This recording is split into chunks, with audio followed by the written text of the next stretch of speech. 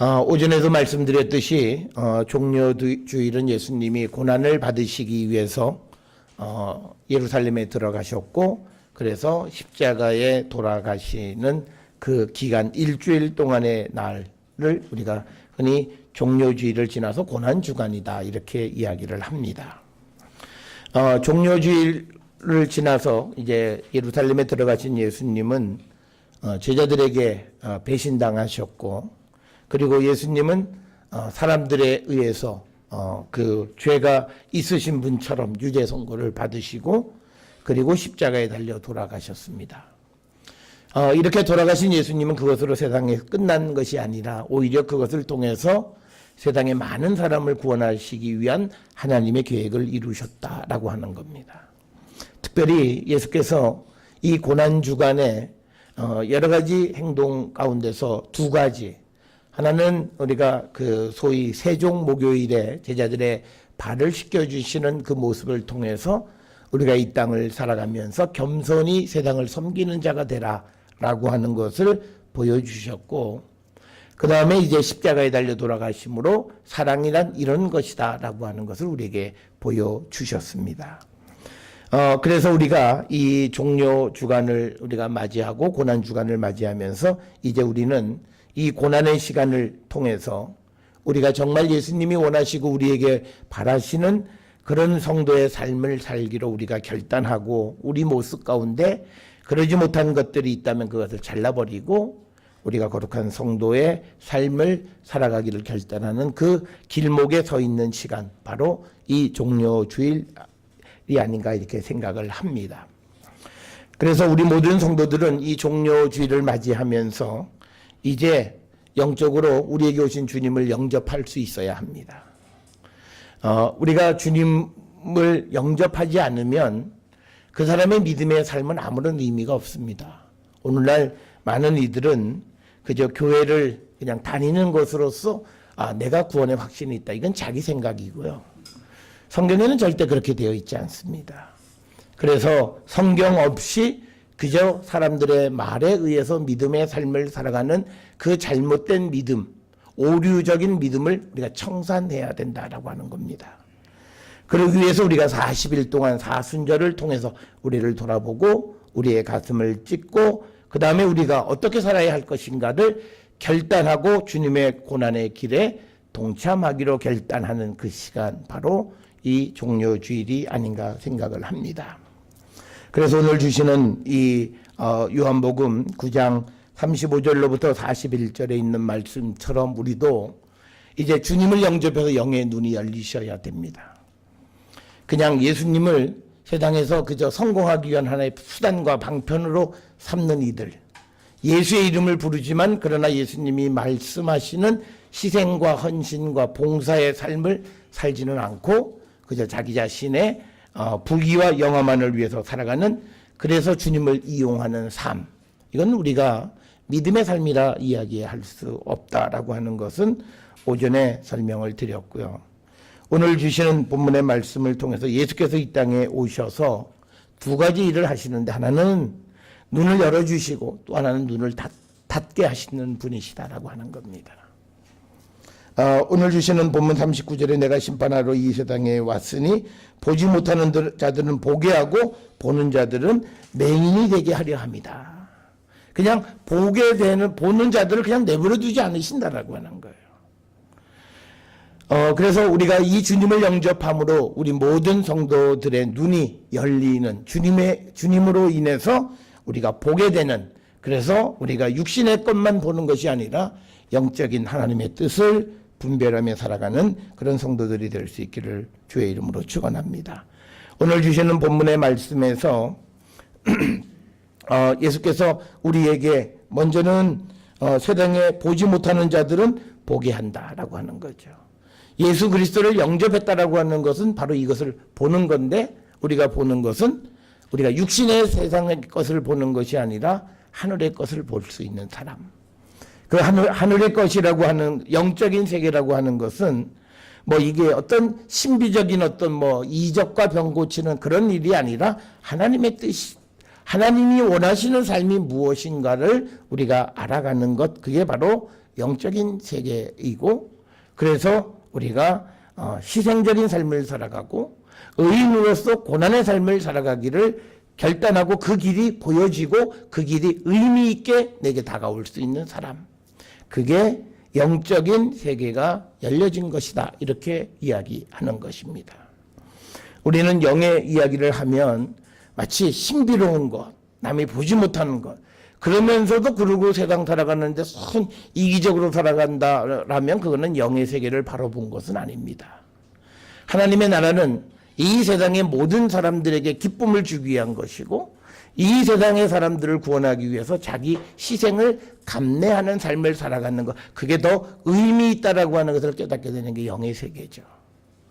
그래서 우리가 성령 안에 있으면 우리가 영의 세계, 하나님의 세계, 하나님이 원하시는 것을 보게 되는 거고, 우리가 이 주님을 영접하지 못하면 그저 우리는 세상 속에서 육신적인 것만 바라보고 살아가는 거고, 하나님께로부터 많은 것을 받았음에도 아직도 부족한 자들처럼 우리가 살아가는 그런 모습이 아닌가 생각을 합니다. 저는 우리 모든 성도들이 이 영적인 눈이 열렸으면 좋겠습니다. 우리가 나누는 대화가, 물론 우리가 이 땅을 살아가면서 우리가 땅에 살아가는 삶도 중요하지만, 그러나 그것보다 더 앞서고 소중한 가치가 있음을 인정하고, 그렇게 살아가는 삶을 우리가 부러워하고 그들의 삶을 우리도 살아가기를 원하는 그런 성도들이 되어야 할 줄 믿습니다. 오늘 이 땅을 살아가는 많은 사람들이 예수의 이름으로 전부 다 욕심쟁이가 돼버렸고, 예수의 이름으로 불법을 행하는 자들이 됐고, 예수의 이름으로 불법이 드러나지 않으면 은혜 받았다고 하는 이런 시대, 이것을 청산해야 된다라고 하는 거예요. 그래서 이제는 우리가 그런 세상에 절대 발을 들여놓지 않기를, 그래서 주님의 도움을 구하고, 그래서 우리가 비록 어렵고 힘들지만 그러나 그 의인의 고난을 하나님이 도우신다라고 하는 그 믿음 안에서 우리가 묵묵히 그 우리의 져야 할 십자가를 지고 살아가는 삶, 저는 그것이 바로 우리가 영적인 눈이 열려있는 성도의 삶이 아닌가 생각을 합니다. 우리는 교회가 뭐 크고 작고를 떠나서 주님이 말씀을 통해서 우리에게 원하시는 그 삶을 살아가는 소수의 사람이 모였다면 그 교회는 존재의 가치가 있다, 저는 그렇게 믿습니다. 그래서 저는 우리 성도들의 삶도 이렇게 주의 말씀 안에 살아가는 그런 성도들이 되어야 한다. 그렇게 되기 위해서 이 한 주간 우리가 가슴을 찢고, 그래서 우리 안에 있는 오류적인 믿음의 출발들을 다 제거하셔야 돼요. 여러분, 수학자들은 여러분 수학 공식을 적용할 때 처음 잘못 적용하면 그 결과 볼 필요가 없어요. 답이 안 나와요.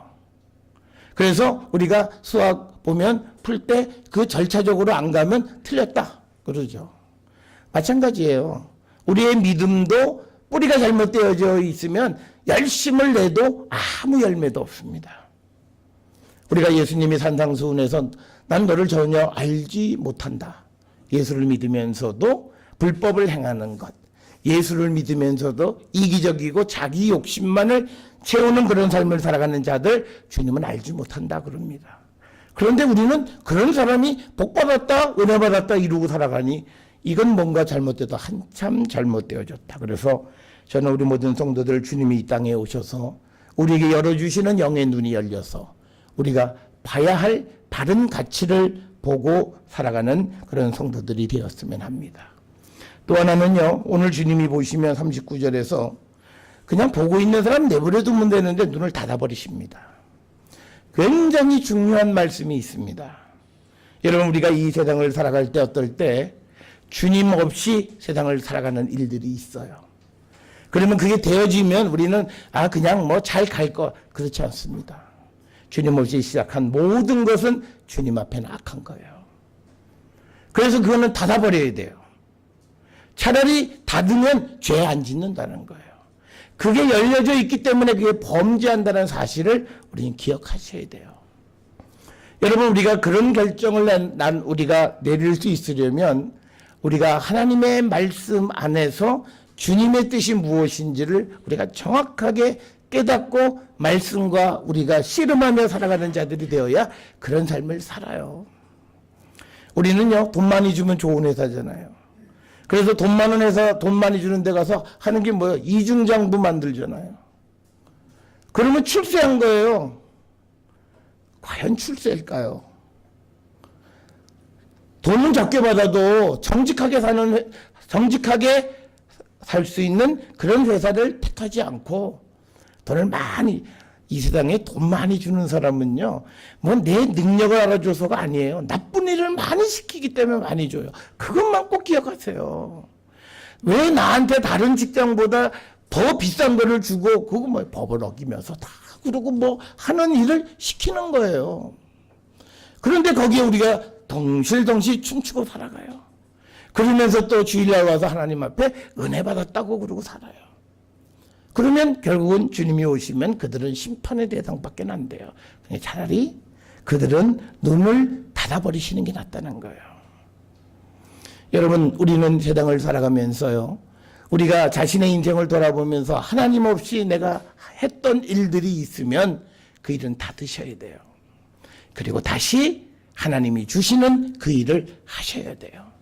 그 과정이 힘들고 어려울 수는 있어요. 그렇지만 그것만이 희망입니다. 지금 내가 된다고 해서 그걸 열심히 그냥 뭐 되니까 그냥 이대로 살다가 뭐 어느 때가 되면 그러다 보면 기회를 우리가 상실하게 되어질 수 있다는 겁니다.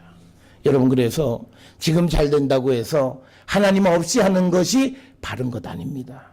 그래서 주님은요, 보고 있는 사람 눈을 닫아버려요. 왜? 그걸 닫아야 그가 더 이상 죄짓지 않는 거예요. 그게 열려 있으면 그는 살아 있는 순간마다 범죄하게 되어지는 거예요. 그래서 여러분, 주님이 우리에게 원하시는, 우리가 영적인 눈이 열려서 세상을 살아간다라고 하는 것은 바로 그것입니다. 어찌 보면 유대 백성들 그냥 잘 먹고 잘 살아요. 예수님 안 오셔도 나름대로 사회는 돌아가요. 때 맞춰 제사 지내고 때 맞춰 절기 지키고 때 맞춰 자기들끼리 지지고 볶고는 하지만 살아가요. 그런데 하나님 보시기에는 원치 않으시기 때문에 엎어버리시는 거예요. 그래서 여러분, 우리가 영의 눈이 열리는 순간에는 여러분의 인생을 한번 엎으셔야 돼요. 그게 경우에 따라서는 가장 좋은 건 내가 내 인생을 엎어버리는 게 최고 좋아요. 그건 위대한 영웅들이나 할 수 있는 거예요. 잘 되는 내 인생을 내가 엎는 거예요. 그런데 하나님 우리를 사랑하시기 때문에 때로는 우리의 일을 엎어주세요. 잘 되는 일을 엎어주신다고요. 그게 하나님의 은혜예요. 왜? 눈을 뜨고 보는 순간마다 그는 죄를 짓기 때문에 차라리 맹인인 게 더 낫기 때문에 하나님 엎어주시는 거예요. 그래서 성경은요, 우리에게 고난이 오는 것은, 고난은 우리에게 재앙이 아니에요. 고난은 내가 하나님을 만나는 귀한 시간이에요. 그래서 어떤 분들은요, 고난을 당하면서 하나님을 깊이 만나는 분들이 있어요. 그분들은 영의 눈이 열린 거예요. 그런데 어떤 분들은 고난 속에서 불평, 불만, 원망하면서 시간을 보내요. 그리고 아무것도 되어지는 게 없고 그저 그냥 과거의 반복 속에 살아가는 거예요. 그러니까 보세요. 우리가 어떤 회사나 어떤 개인이 위기 속에서 한두 번은 잘 넘어가요. 세 번째, 네 번째는 꼬꾸라지는 이유가 뭐예요? 하나님 원하시는 거는 그 일을 통해서 바른 길 가기를 원하셨지만 그 사람들은 그걸 보지 못하는 거고, 주님은 그걸 보기를 원하시고, 그래서 결국에는 주님이 손을 대서 엎어버리시는 거예요. 여러분, 우리가 세상에서 살아가는 방법은요, 하나님에게 순종하는 건 뭐냐면 엎으실 때 엎어져야 돼요. 엎으실 때 발버둥 치면 죽어요. 여러분, 그렇잖아요. 우리가 사람이 뭐 이렇게 어디서 발이 미끄러져서 구를 때는 같이 굴러야 사람은 덜 다쳐요. 거기서 살려고 발버둥 치면 다 부러져 버려요. 그래서 주님이 우리에게 주시는 고난은요, 우리가 저항할 수 있는 것이 아니에요. 그냥 그 속에서 살아계시는 주님을 발견만 하면 되는 거예요. 그러면 주님은 우리를 살려주세요. 여러분, 예레미야에 이스라엘 백성들이 예루살렘이 불타고 없어지고 바벨론으로 포로를 잡혀간 그 상황 속에서, 그리고 많은 사람들이 길가에 나둥거려지는 그런 비극적 상황 속에서 그들이 하나님을 발견함으로 그들은 다시 회복되어져요. 그런데 거기서 하나님 원망만 하고 어떻게 다른 방법, 그거를 찾으려고 할 때 그들은 그 길을 찾을 수가 없어요. 여러분, 유다 왕국 말기에 예레미야는 시드기야 왕한테 왕이요, 항복하세요. 하나님 말씀입니다. 그랬더니 왕과 많은 사람들이 저 역적을 처단하라. 그래서 막 사람을 잡아다가 옥에 가두고 두들겨 패고, 아마 성경에 나와 있는 예언자 중에서 제일 많이 얻어맞은 예언자는 예레미야일 거예요. 그리고 그들이 발버둥을 쳤지만 결국은 다 잡혀갔고, 결국은 왕은 눈까지 뽑히는 비극적 상황을 맞이하게 됐다는 거예요. 여러분, 하나님이 우리를 사랑하셔서 우리에게 고난을 줄 때 고난에 저항하지 마세요. 고난 속에서 하나님을 만나서 다시 기회를 보면 하나님 우리를 세우세요. 그 이스라엘 백성은 70년 후에 하나님이 다시 그들을 세우셔서 나라를 만들어주시고 성전도 다시 회복하게 주님이 도와주신 겁니다. 그래서 여러분, 우리의 눈이 하나님에 의하지 않는 눈은 닫으세요. 제가 한 2년 전에 여러분들에게 달리는 기차에서 목적지가 아니라면 뛰어내리라 말씀드렸어요.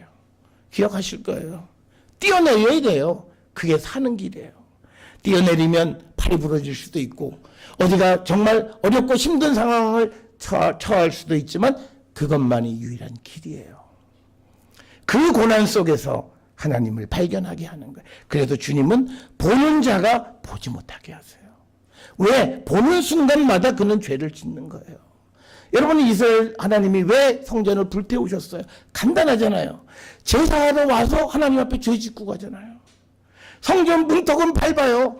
그런데 와서 제사할 때마다 죄를 짓고 가요.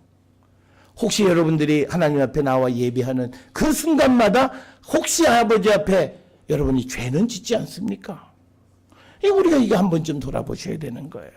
그래서 여러분, 주님이 이제 우리를 구원하기 위해서 오셨어요. 그 주님을 우리가 맞이하고, 그래서 우리의 영의 눈을 활짝 열고 육신의 눈은 닫아버리세요. 그래서 주님에 의해서 다시 살아나는 성도들 되십시오. 그것만이 여러분들에게 확실한 거예요. 세상에 누가 여러분의 인생을 책임져 줄 사람 아무도 없어요. 왜? 하나님에게 달려 있잖아요. 발버둥 쳐보세요. 더 비참해져요. 더 힘들어져요.